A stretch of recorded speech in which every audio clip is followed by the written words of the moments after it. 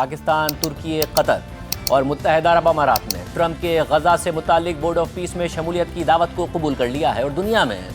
اس وقت ایک نئی بحث چھڑ گئی ہے کہ کیا صدر ٹرمپ اس بورڈ کے ذریعے اقوام متحدہ کی جگہ اپنی مرضی کا ایک الگ عالمی ادارہ قائم کرنا چاہتے ہیں جو ان کی مرضی کے مطابق دنیا کے تنازعات پر رد عمل دے گا، اور انہی خدشات کی بنیاد پر امریکہ کے اہم یورپی اتحادی اس بورڈ کا حصہ بننے سے ہچکچا رہے ہیں۔ واضح رہے کہ گزشتہ دنوں ٹرمپ انتظامیہ نے غزہ میں اپنے 20 نکاتی منصوبے کے دوسرے مرحلے کے تحت بورڈ آف پیس کے قیام کا اعلان کر دیا تھا، جس میں شمولیت کے لیے پاکستان، بھارت، روس اور امریکہ کے یورپی اتحادیوں سمیت تقریباً 60 ممالک کو دعوت دی گئی۔ ٹرمپ انتظامیہ نے اس بورڈ کے اہم اراکین کے نام بھی جاری کر دیے ہیں۔ ساری صورتحال میں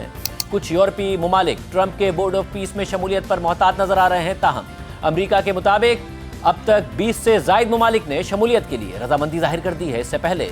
امریکہ کے اہم ترین اتحادی اسرائیل نے بھی شروع میں اس حوالے سے اپنے تحفظات کا اظہار کیا تھا، مگر اب اسرائیل نے اس بورڈ میں شمولیت کا اعلان کر دیا ہے۔ اس کے علاوہ آج ترکی اور پاکستان نے بھی باضابطہ طور پر اس منصوبے میں شمولیت کی دعوت قبول کر لی ہے۔ اس حوالے سے دفتر خارجہ کی جانب سے جاری بیان میں کہا گیا ہے کہ صدر ٹرمپ کی جانب سے وزیر اعظم شہباز شریف کو دی گئی دعوت کے جواب میں پاکستان یہ اعلان کرتا ہے کہ وہ اقوام متحدہ کی سلامتی کونسل کی قرارداد نمبر 2803 کے فریم ورک کے تحت غزہ امن منصوبے کے نفاذ کی حمایت کے لیے اپنی جاری کوششوں کے حصے کے طور پر بورڈ آف پیس میں شمولیت اختیار کر رہا ہے۔ پاکستان کو امید ہے کہ اس فریم ورک کے قیام کے ساتھ مستقل جنگ بندی کے نفاذ، فلسطینیوں کے لیے انسانی امداد میں مزید اضافے